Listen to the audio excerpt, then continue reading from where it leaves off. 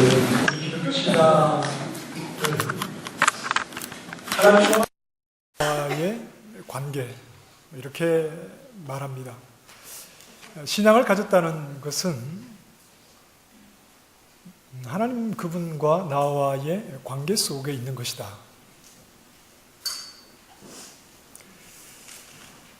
하나님과 나와의 관계를 우리는 자꾸 어떤 눈에 보이는 물질적인 것으로 확인을 하려고 하는데 그렇게 다 확인이 되지 않죠. 하나님과 나와의 관계 속에, 그런데 이 관계라고 하나님과 내가 관계를 가졌다고 할 때 서로가 똑같이 노력해서 관계를 가지게 되었다 이런 말은 아닙니다. 하나님께서 일방적으로 우리와 관계를 맺으신 거죠. 그런데 그것이 하나도 기분 나쁘지 않죠? 우리에게 묻지 않으시고 하나님이 일방적으로 우리를 그분 앞으로 이끌어 주셔서 하나님과 관계를 가지게 되었는데 이것이 신앙의 내용입니다. 그런데 이것이 너무나 우리는 감사하죠. 에베소서 1장 말씀에도 보면 우리가 잘 아는 대로 1장 4절에 곧 창세 전에 그리스도 안에서 우리를 택하사 그랬습니다. 창세전이라는 말만큼 우리를 작게 하는 말도 없습니다. 창세전에 하나님께서 하셨다. 이 앞에 우리는 너무나 작아질 수밖에 없죠. 그리고 에베소서 2장 1절 말씀에도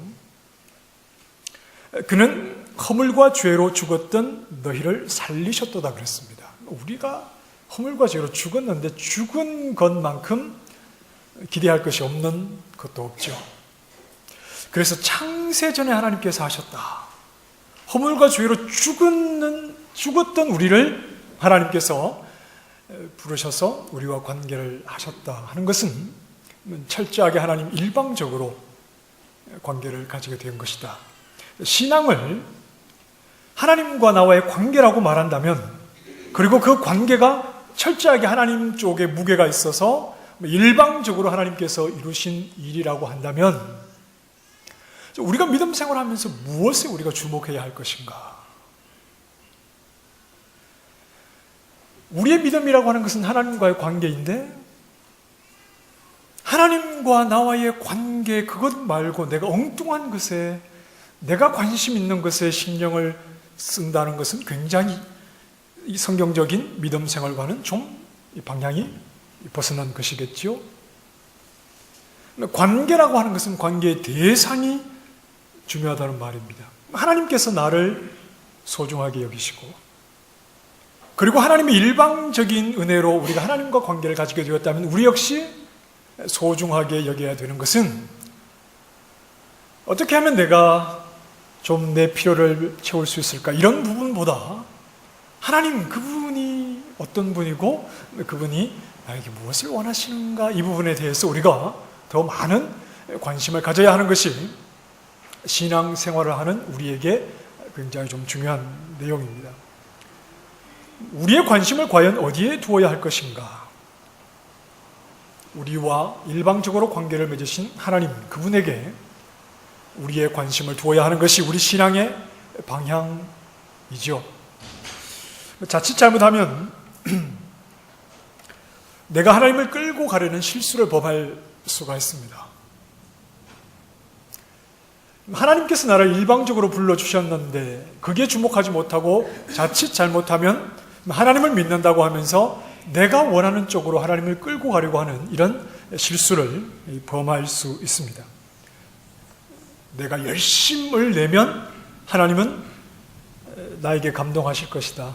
그런 굉장히 비성경적인 생각을 가지고 하나님 앞에 나오게 되는 이런 위험이 우리에게 있을 수 있다는 말이죠.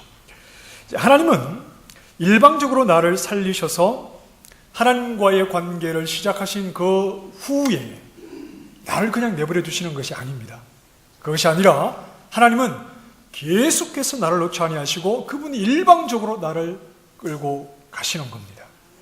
그러니 믿음 생활이라고 하는 것은 적당한 수준에 내가 올라서서 하나님과 타협을 하고 또는 내가 신앙의 실력을 가지고 있다고 해서 하나님을 설득시키고 이런 차원이 아니라는 것을 아셔야 됩니다. 처음부터 그런 생각을 하시면 안 됩니다. 내가 많이 기도해서 하나님을 감동시키고 내가 원하는 것을 얻어내겠다, 이런 생각 자체를 좀 버려야 됩니다. 왜냐하면 하나님께서 일방적으로 나를 불러주셨을 때 괜히 부르신 게 아니겠죠? 하나님이 일방적으로 나를 불러주셨을 때 하나님께서 끝까지 나를 놓지 않고 데리고 가시려고 하는 목적지가 있습니다. 그분의 의도가 있습니다. 신앙생활이라고 하는 것은 그것을 파악하는 겁니다. 힘들고 어려울 때 하나님, 이 문제에서 좀 벗어나서 문제없이 살게 해주십시오. 이건 누구나 가지게 되는 소망이지만 신앙의 방향이 그렇게 흘러가지 않고 힘들고 어렵지만 그러나 이 속에서도 하나님이 저를 끌고 가시는 의도가 있는 줄 압니다. 그리고 모든 것을 다 가진 것 같아 두려움과 염려가 없지만 그러나 이렇게 편하게 살라고 나를 이 자리에 세우신 것이 아니라 이 가운데서도 하나님께서 저에게 뭔가 주시고자 하시는 의도가 있는 줄 압니다. 하나님이 성실한 인도하심에 우리의 초점을 맞추는 것이 신앙의 방향이어야 한다. 하나님이 나를 내버려 두시면 그 순간 우리는 허물과 죄로 죽었던 그 옛 습관에 쉽게 붙들리게 될 수 있는 겁니다. 자, 허물과 죄로 죽었다는 말은 무슨 뜻이냐? 여러분 성경을 한번 보실까요? 에베소서 2장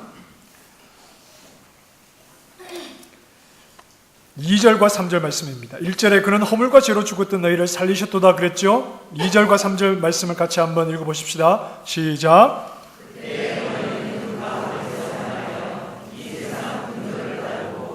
공중의 권세 잡은 자를 따랐으니 곧 지금 불순종의 아들들 가운데 역사하는 영이라. 전에는 우리도 다 그 가운데서 우리 육체의 욕심을 따라 지내며 육체와 마음의 원하는 것을 하여 다른 이들과 같이 본질상 진노에.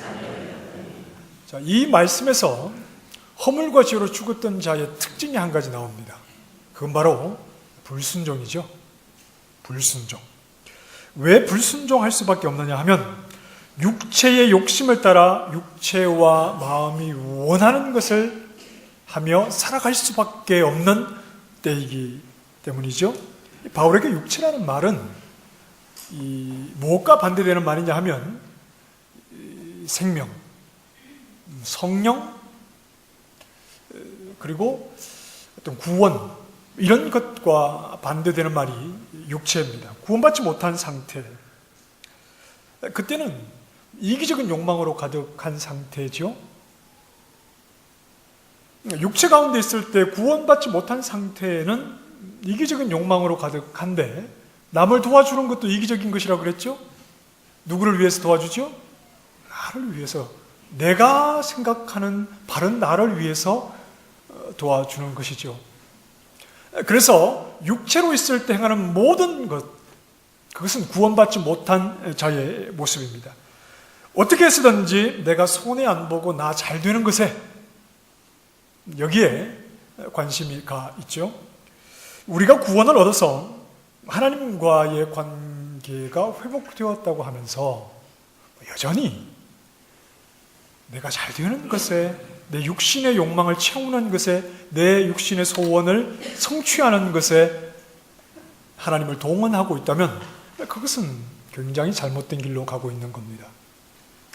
그래서 하나님께서 우리를 부르셔서 하나님과의 관계가 시작되었는데 그 후에 하나님 우리를 내버려 두시면 우리는 이 죄악된 본성에 자꾸 이끌려서 하나님을 부르면서도 내 열심을 가지고 어떻게 하면 내가 원하는 것을 더 많이 얻을 수 있을까? 여기에 우리의 관심이 가 있을 수밖에 없습니다. 그렇다면 하나님에 의해서 관계가 회복된 사람에게 나타나는 특징은 뭘까요? 하나님과의 관계가 회복되지 않은 사람의 특징이 불순종이라고 했죠? 그렇다면 하나님과의 관계가 회복된 사람에게 나타나는 특징은 뭘까요? 순종이겠죠. 순종한다는 말은 진리를 안다는 말입니다. 진리를 아는 사람이 순종을 할 수 있죠. 자, 오늘 우리가 읽은 18절 말씀에 너희 마음의 눈을 밝히사 이렇게 기도합니다. 우리는 눈을 가지고 있는데 두 눈을 가지고 사물을 보게 되죠. 그렇다면 마음의 눈을 가지고는 무엇을 보게 될까요? 너희 마음의 눈을 밝히사 이렇게 기도하는데 우리 마음의 눈을 밝혀주실 때는 우리는 진리를 보고 진리를 깨닫게 되는 겁니다. 마음의 눈이라는 것은 진리를 볼 수 있고 진리를 깨달을 수 있는 역할을 하는 겁니다. 그래서 바울이 너희 마음 눈을 밝히사 이렇게 기도하는 것은 너희가, 교회가 진리를 보기 원한다. 진리를 더 깊이 깨닫기를 원한다 하는 겁니다. 진리를 깨닫는 그 마음의 눈은 예전에는 있었습니까? 없었습니까? 우리가 예전에는 있었습니까? 없었습니까? 예전에는 없었습니다. 진리를 볼 수 있는 마음의 눈은 예전에 우리가 하나님을 알지 못할 때는, 그리스도 밖에 있을 때는 이 마음의 눈을 가지지를 못했습니다. 허물과 죄로 죽었을 때. 사람은 태어나면서 눈을 가지고 태어나죠. 그래서 그 눈으로 모든 것을 바라보게 되는 것이 굉장히 자연스러운 현상입니다. 그런데 허물과 죄로 죽은 사람, 즉 죄인들은 마음의 눈이 없기 때문에 진리를 보지 못하는 것이 자연스러운 현상입니다. 아무리 이야기해줘도 마음의 눈이 없으면 그 진리를 보고 진리를 깨닫지 못하는 겁니다. 그래서 우리가 이 전도를 할 때도 아무리 이야기를 해줘도 그래 무슨 말인지는 알겠는데 믿어지지가 않는다, 잘 모르겠다, 이런 말 하잖아요. 이해를 해줘야 되죠. 마음의 눈이 없는 상태가 죄인의 자연스러운 상태이기 때문에 아무리 진리를 이야기해도 그들은 그 진리를 보고 깨달을 수가 없는 상태이기 때문에 그렇습니다. 우리도 옛날에는 다 그랬죠. 그런데 그랬던 우리를 하나님이 일방적으로 불러주셔서 하나님과의 관계 안에 우리를 세워두시고, 그리고 우리에게 마음의 눈을 주셔서 진리를 보게 하셨기 때문에 사도 바울은 교회를 위해서 기도하는 겁니다. 무엇을 기도하느냐 하면, 하나님 마음의 눈을 밝혀주십시오. 이 성도들의 마음의 눈을 밝혀주셔서 진리를 더 분명하게 보고 진리를 더 확실하게 깨닫도록 해주십시오. 이것이 바울이 교회를 위해서 하는 기도의 내용입니다. 마음의 눈을 밝혀보는 것은 세상이 보지 못하는 것을 본다는 말이죠. 교회는 세상이 보지 못하는 것을 볼 수 있어야 합니다. 교회는 세상이 보는 것을 똑같이 보고 세상보다 그것을 더 쉽고 더 빨리 얻기 위해서 믿음 생활을 하는 것이 아닙니다. 세상이 보지 못하는 것을 보기 때문에 세상과는 다른 길로 가는 것이 교회입니다. 마음의 눈을 가지고 진리를 바라보는 자들이기 때문에 세상은 진리를 바라보지 못해 엉뚱한 길로 부지런히 달려가는데 교회는 그들과 경쟁하는 자들이 아닙니다. 세상이 얻으려고 하는 것을 예수 이름으로 더 많이 얻기를 원합니다. 이렇게 교회는 가지 않고 세상이 보지 못하는 것을 우리는 마음의 눈을 가지고 보게 되었으니 그것을 더 분명하고 확실하게 보며 세상과 구별되어 살기를 원합니다. 이것이 교회가 바라보고 나아가야 할 방향이다 하는 것이죠. 그렇다면 우리에게는 이런 질문을 할 수 있습니다. 나는 얼마나 세상과 다른가? 나는 예수님을 믿지 못하는 저 이웃집의 누구와 늘 차를 마시면서 함께 이야기하는 내 아들의 친구, 엄마, 아빠들과 나는 무엇이 다른가? 그들이 생각하는 것과 똑같은 생각? 그들이 바라는 것과 똑같은 바람? 그들이 소원하는 똑같은 소원? 이런 것을 가지고 있다면 과연 나에게는 마음의 눈이 있는가? 이런 질문을 해봐야 되죠. 건강에 대해서 이야기할 때 그래 맞아, 건강이 최고, 그것 외에 할 말이 없다면, 돈이 중요해, 그래 돈이 중요하지, 그것 외에 할 말이 없다면 나에게는 과연 세상이 보지 못하는 진리를 보고 깨닫는 마음의 눈이 있는가?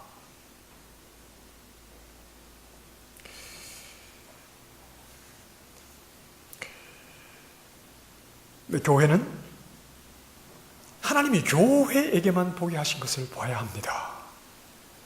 마음의 눈으로 볼 수 있는 그 진리를 봐야 하고, 하나님은 기꺼이 교회가 그것을 볼 수 있기를 원하시는 겁니다.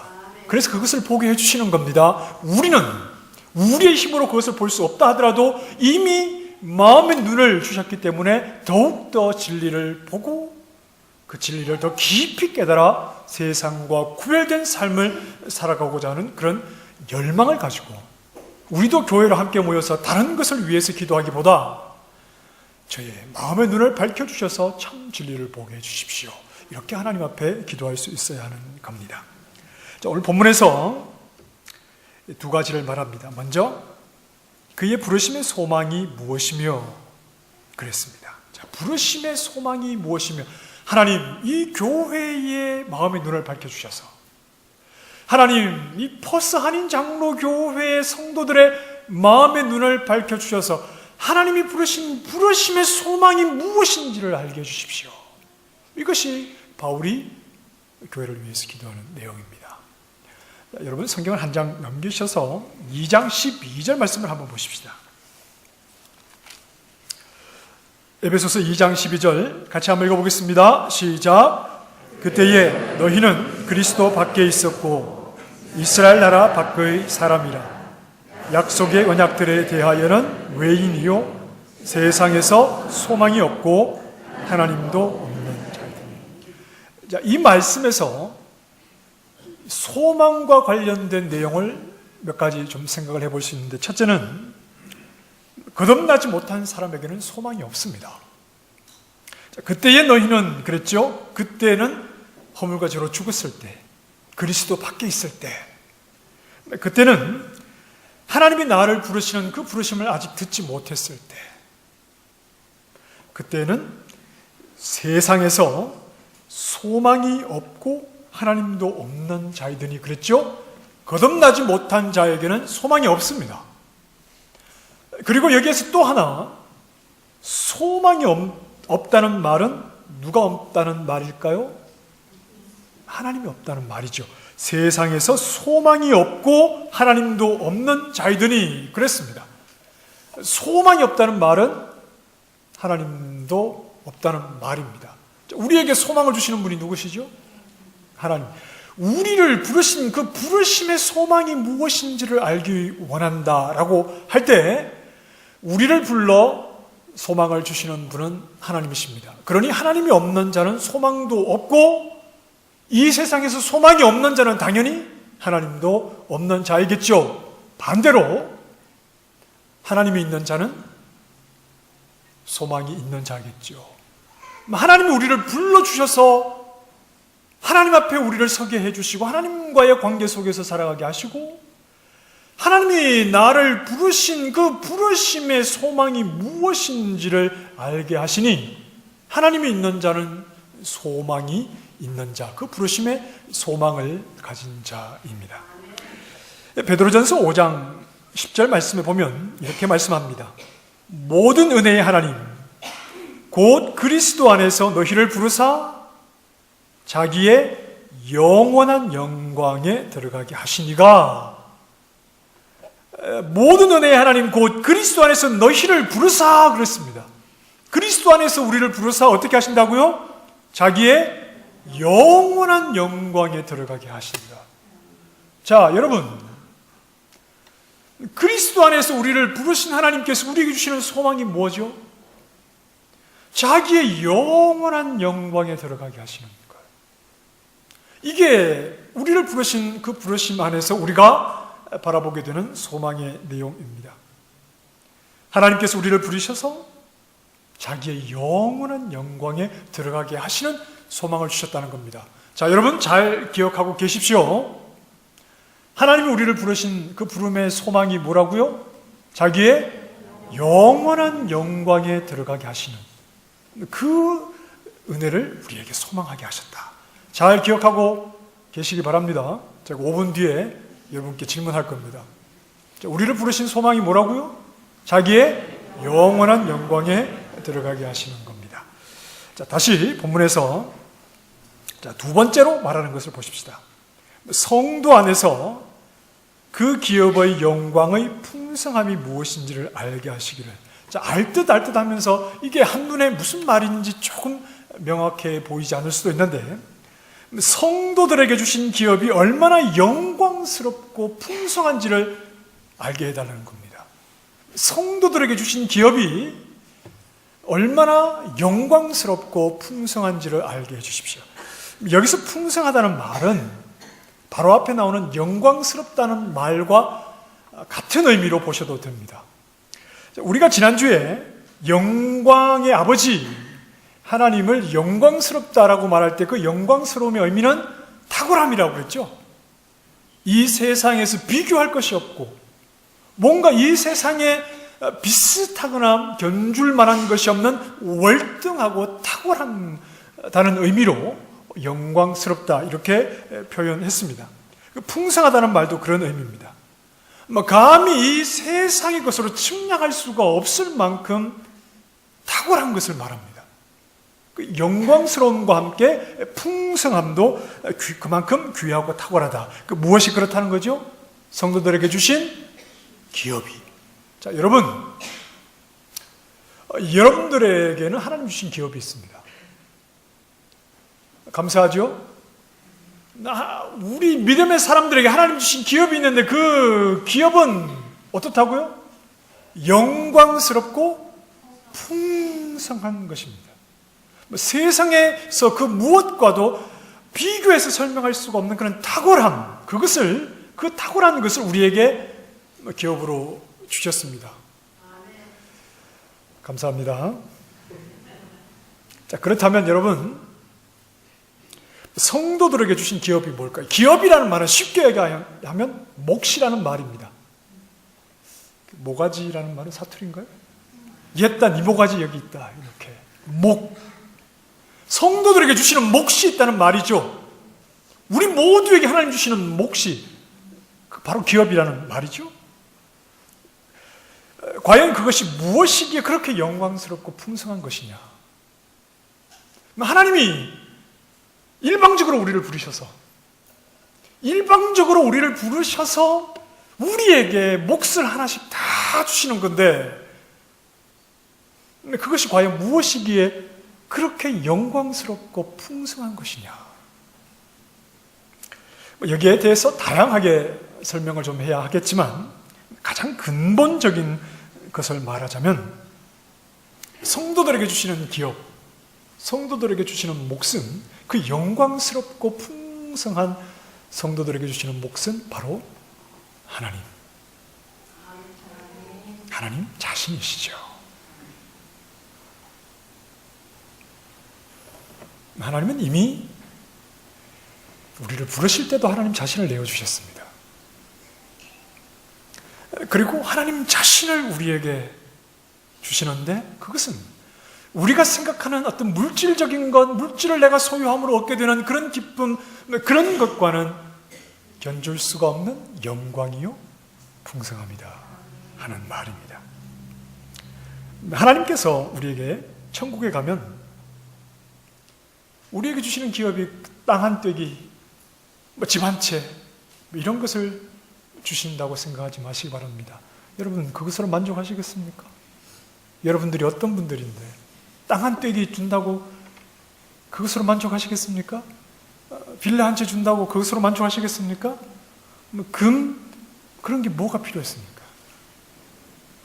이미 우리는 이 땅에서 땅을 가져도 그 땅이 우리에게 만족이 되지 못하고 이 땅에서 많은 물질을 소유해도 그 물질이 나를 만족시키지 못한다는 것을 이미 이 땅에서 알고 있는데 천국 가서 하나님이 우리에게 주시는 기업이 무엇로 만족하시겠습니까?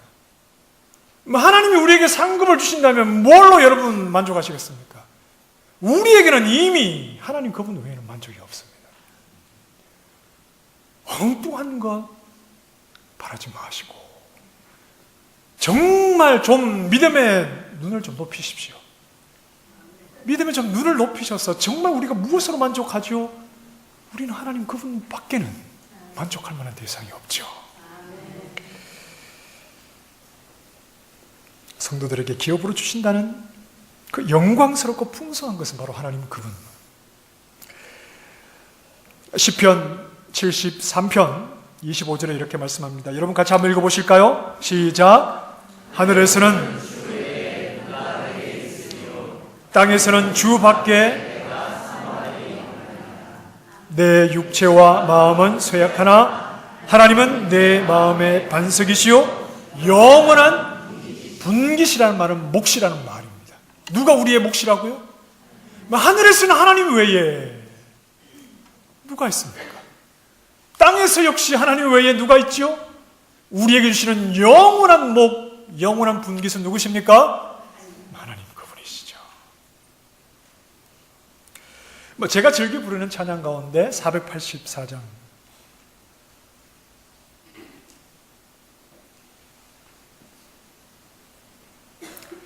세상의 영광 난 보여도 너무 높게 잡았는데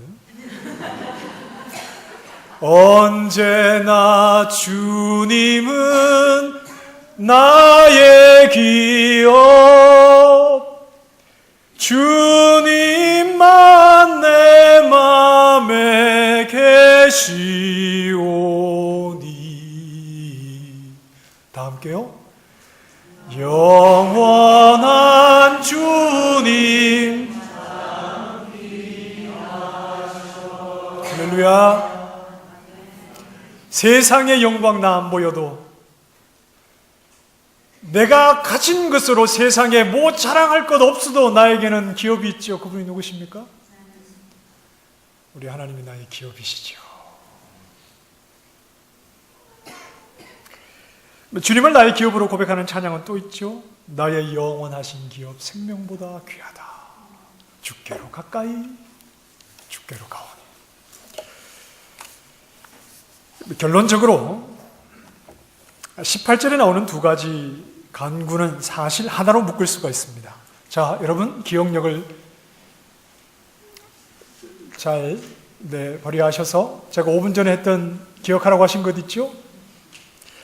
하나님께서 우리를 부르심의 소망이 뭐라고 했습니까? 하나님께서 우리를 부르셔서 자기의 영원한 영광에 들어가게 하시는 것, 그것을 바라보게 하시고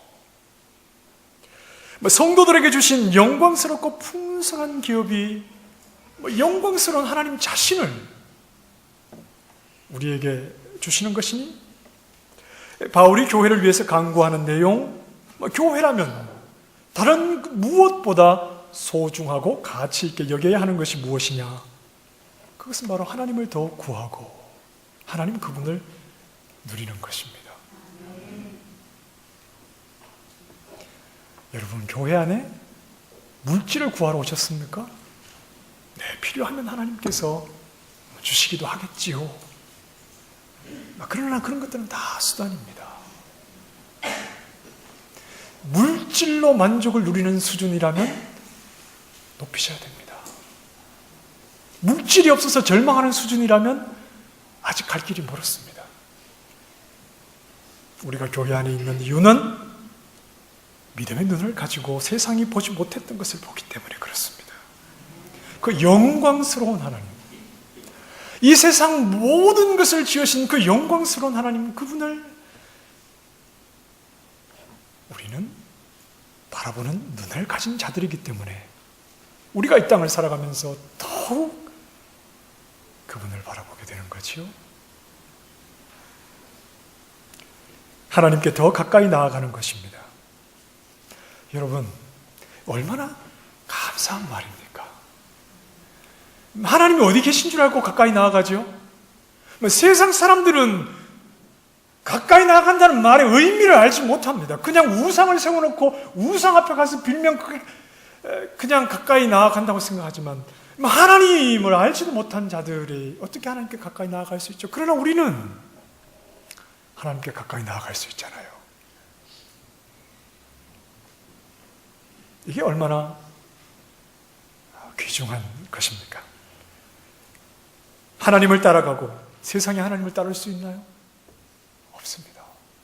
마음의 눈이 없기 때문에 하나님을 따르고 하나님을 드러내는 것을 내 삶의 즐거움으로 삼는 자들, 늘 하나님과 교제를 기뻐하는 것, 하나님과 교제를 할 수 있다니.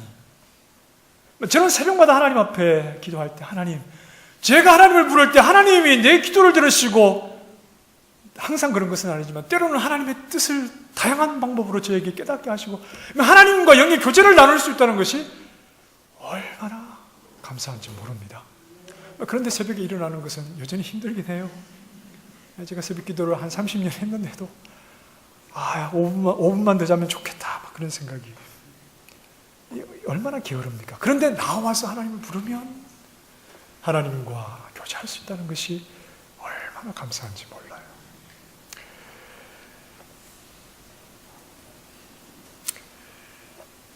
로마서 3장 23절에 우리가 잘 아는 말씀이 있습니다. 같이 읽어보실까요? 시작.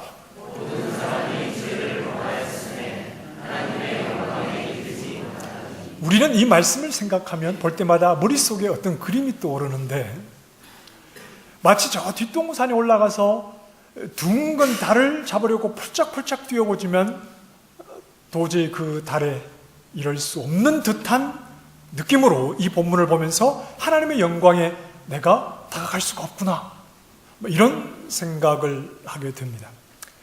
모든 사람이 죄를 범하였음에, 이 말은 과거의 일인데 아담이 죄를 범할 때 그 범죄 속에 우리 모두가 속했기 때문이죠. 이건 과거입니다. 모든 사람이 죄를 범하였음에 하나님의 영광에 이르지 못하더니, 이것은 현재의 모습인데 첫 아담에 속한 사람들이 하나님의 영광에 이르지 못하는 겁니다. 그건 내가 펄짝펄짝 뛰어서 하나님께 건너가려고 하는 것이 아니라 하나님과의 교제가 단절되어 버린 상태를 말하는 것입니다. 범죄한 첫 아담에게 속해서 죄인들은 하나님과 교제 자체가 단절된 상태를 말하는 것입니다. 그런데 죄악 가운데 있던 우리를 하나님이 부르셔서 영광, 영원한 영광에 들어오게 하시고 하나님 스스로를 우리에게 기업으로 주셨다는 것은 하나님과의 관계가 회복되었다는 말이죠. 아담이 타락하기 전에 에덴 동산을 거닐면서 하나님과 나누었던 그 교제가, 하나님과의 관계가 회복된 우리에게서 이미 시작되었다는 말입니다. 그 회복된 교제 속에 우리가 들어가 있다. 이것이 하나님의 영광에 이미 이르게 되었다 하는 말입니다.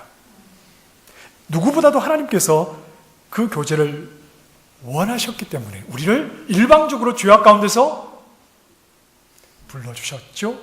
그리고 그 교제를 통해서 그 영광스러운 하나님, 그 탁월하신 하나님 자신을 우리에게 내어주시면서 우리 마음 눈을 밝혀 더욱더 하나님과 교제의 깊은 교제 속으로 들어오기를 하나님께서 원하고 계시는 겁니다.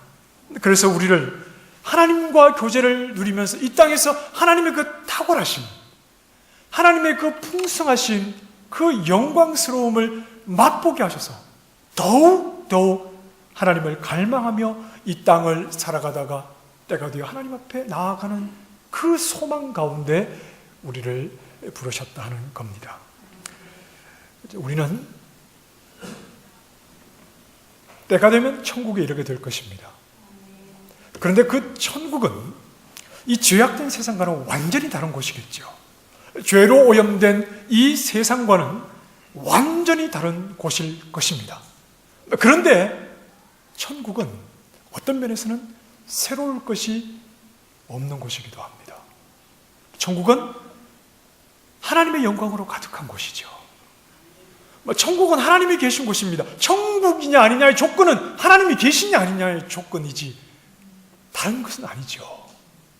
그렇다면 어떤 면에서 천국은 별로 다를 바가 없을 수 있습니다. 우리에게는. 왜냐하면 하나님의 영광으로 가득한 그곳은 이미 이 땅에서 우리를 부르셔서 하나님의 영광을 맛보며 살아가도록 우리를 이끄셨기 때문입니다. 그런 우리에게 저 천국은 낯선 곳이 아니라 이미 익숙한 곳이겠죠. 이 땅에서 하나님을 나의 영광, 나의 풍성함으로 누리던 우리의 신앙이 저 천국에서는 더 깊은 것으로 누리게 되는 곳이 아니겠습니까? 이 말은 이 땅에서 하나님과 교제를 누리지 못하고 이 땅에서 하나님을 영광스러움을 고백하지 못하고 이 땅에서 하나님의 풍성함을 고백하지 못한다면 천국에 가기 힘들다는 말이기도 합니다. 여러분, 고개를 드시고 저를 보십시오. 눈을 크게 뜨시고 저를 보십시오. 우리는 하나님의 놀라운 은혜와 복에 참여하였지만 이 세상에서 사실은 다 누리지는 못하고 살아갑니다. 그리고 하나님을 따르는 것 때문에 세상에 많은 것을 잃어버리기도 합니다. 그런데 여러분, 우리는 정말 이 땅에서 세상이 알지 못하는 것, 보지 못하는 것을 봐야 하고 하나님, 그분을 볼 수 있어서 그분의 영광스러움과 그분의 풍성함을 내 마음 중심에서 깊이 고백할 수 있어야 합니다. 그러하지 못한 사람은 천국에 가지 못합니다. 예배당에 나오는 것, 출석 도장 찍는 것으로 천국 갈 수 있다고 생각하십니까? 아닙니다. 여러분, 제가 늘 말씀드리잖아요. 제가 계속해서 그 예방주사를 놓잖아요. 괜히 여러분 다 천국 갑니다. 여러분 걱정하지 마십시오. 출석 도장 꽉 차면 천국에도 여러분 이름 있습니다. 이렇게 거짓을 남발했다가 여러분 천국 못 가시면 저를 원망하실 것 아닙니까? 그래서 제가 자꾸 예방주사를 놓는 겁니다. 스스로에게 후하게 점수 주지 마십시다. 내 믿음 좋다고 생각하지 마십시다. 여러분 100점 만점에 여러분의 믿음이 몇 점쯤 되실 것 같습니까? 제가 맞춰볼까요? 한 70점, 80점은 되실 것 같죠? 그렇죠? 거기서 40점을 빼시면 됩니다. 낙제죠, 낙제? 정말 바르게 믿어야 됩니다. 그리고 이미 하나님께서 우리에게 주신 그 마음의 눈을 가지고 세상이 보지 못하는 진리를 보고 세상이 가지 못하는 하나님께로 나아가 그분께 더 가까이 그분의 영광스러움과 그분의 풍성함을 이 땅에서 미리 맛보지 못한다면 천국에 가셔도 아무 재미가 없어요. 진지하게 생각하십시다. 진지하게 생각하십시다. 그런 누림이 없다면 하나님 앞에 기도하십시다. 사도 바울이 기도하는 것처럼 하나님, 저의 마음의 눈을 밝혀 진리신 하나님을 보게 해주시고 하나님께 가까이 나아가게 해주십시오. 시간이 있을 때, 기회가 있을 때 더욱 하나님 앞에 기도할 수 있기를 바랍니다. 자, 오늘은 감사주일입니다. 그런데 저는 오늘 감사의 제목을 이 땅에서 여러분 얼마나 많은 것을 누리고 있으십니까? 감사하십시다. 이렇게 가려고 했던 것이 아닙니다. 이 땅에서 여러분 많은 것을 누리고 있으시지요? 감사하십시다. 이렇게 말씀드리고 싶었던 것이 아니라 아직 완전히 누리지는 못하지만 반드시 누리게 하실 그 소망을 가졌다는 것에서 감사할 수 있기를 바랍니다. 이미 누리게 하셨으나 앞으로 더욱 풍성하게 누리게 하실 그 영광에 참여하게 하신 것에 우리의 마음을 다해서 감사할 수 있기를 바랍니다.